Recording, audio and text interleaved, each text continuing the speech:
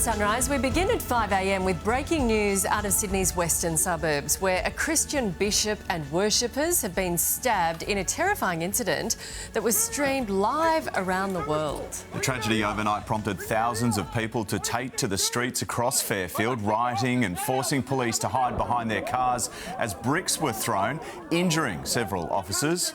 For more than 2 hours, it was absolute chaos. Let's go to Matt Doran, who leads our coverage at Wakeley. Matt, police are still on the scene.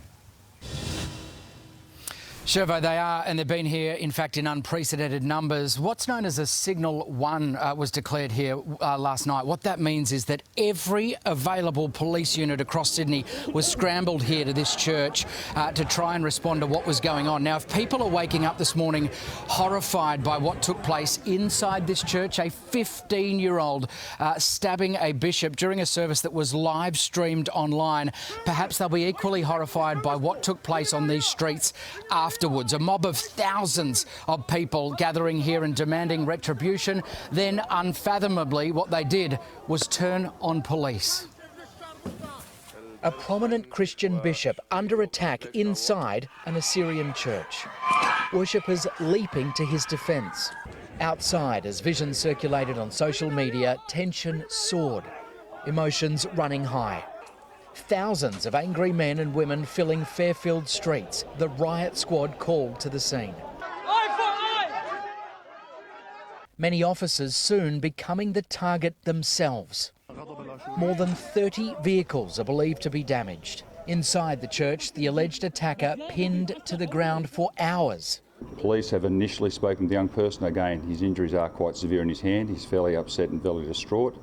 He's asked to speak to his parents at this stage, and we're making arrangements with his parents to make contact with him. The crowd furious and desperate. It was pretty bad. A lot of people are really angry at the guy who's, tried to hurt our bishop and our priest. He's our bishop. We love him very much and we want him to be okay. Guys, a pretty extraordinary meeting of faith leaders was convened by New South Wales Premier Chris Minns at about 10:30 last night, essentially just calling for calm in the wake of what happened here. There were some fears of other perhaps incidents at churches and mosques around the area. Thankfully, that did not play out. But as you can see, still some police here. The damage here as well. I've just been walking the streets here. What's really tough to comprehend about what's happened here is that the people who gathered outside really furious that this 15-year-old had stabbed the bishop.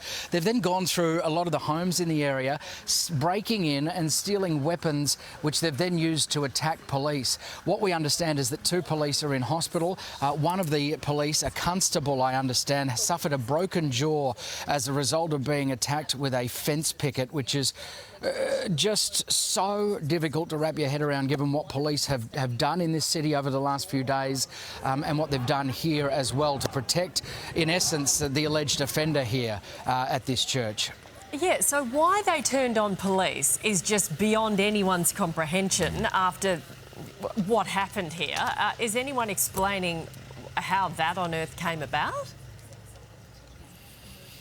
Nat, that's the really important question, obviously. A lot of people who came here to this church last night, it's been said to me, were not even churchgoers. They just came here to be involved in the spectacle and kind of the bubbling rage that erupted after what happened here.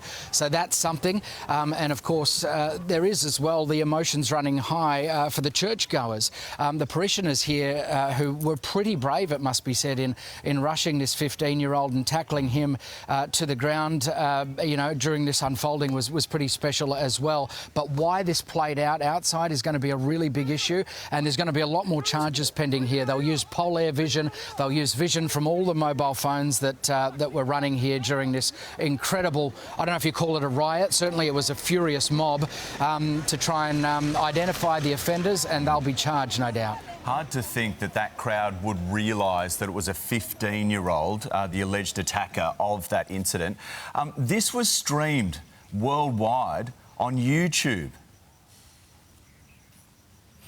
Shervo, absolutely. And this particular bishop, Ma Maria Emanuel, has about more than 100,000 followers, a very popular bishop, and so that's perhaps why we saw this sort of this spilling of emotions here, which was just unlike anything police have seen. And as I mentioned earlier, to have all available resources called here gave you some sense of what they feared might erupt. What people were chanting were "Bring him out, bring him out, bring him out." It was certainly a baying for retribution, immediate retribution, which is frightening.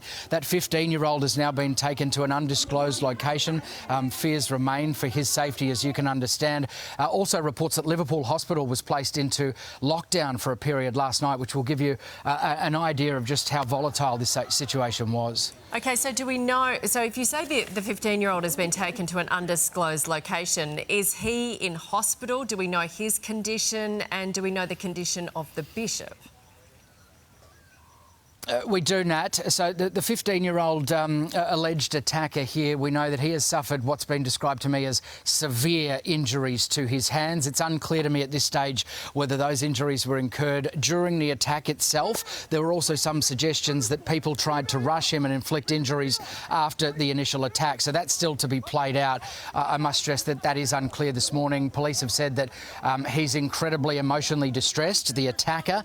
He is asked to be with his parents, which police are trying to facilitate, so that's really important too. And the bishop and the other clergyman who's been attacked here, thankfully we do know that they are in stable conditions. Their injuries not believed to be life-threatening. Matt, you mentioned a number of the rioters aren't connected with the church. Do we know if this 15-year-old boy was connected? That is unclear at this stage. What we do believe that he walked in there. He was in this black hoodie, as we know, Shervo. What I can tell you about him is that police have confirmed he is known to police. They won't say any more than that, but it certainly appears that there is some sort of criminal history there. As to his exact connection to this church, that'll be played out this morning. OK, yeah, just absolute nightmare scenario in Wakeley in Western Sydney, right near Fairfield. We'll cross back to you soon with